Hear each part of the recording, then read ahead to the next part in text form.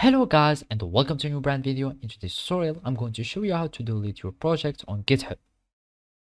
So the first thing to do is to open your web browser, either if it was Google Chrome, Mozilla Firefox, Microsoft Edge, or any web browser that you are using. After that, you will need to go to github.com. And now we will need to create an account so we can be able to use the GitHub services. So basically all we need to do is to click on sign up, and then it will redirect us to the sign up page. And now you need to add your email, then gmail.com or any other email that you are using. You click on continue, you create a password. So if it was anything like that, you click on continue, and then you will add a username, for example whatever the username was. Now you will need just to type yes or no if you want to have the emails and announcements. So click on no if you don't want to, and then you will need just to solve as a verification, you solve this puzzle.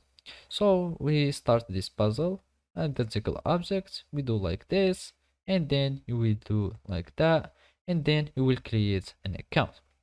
So basically after you create an account, all you need to do is to verify your email by having copying the code that will be sent to your email, and then you will just paste it here and you will be able to create a new account on GitHub.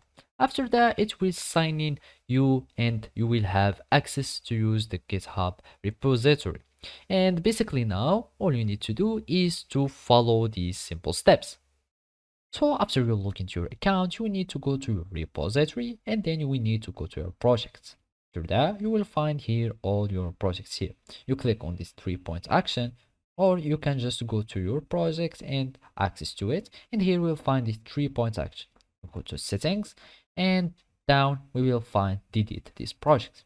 You click on delete this project, then you will need to write this text, and then you will click on I understand and confirm the message, and you will have your project that has been deleted successfully.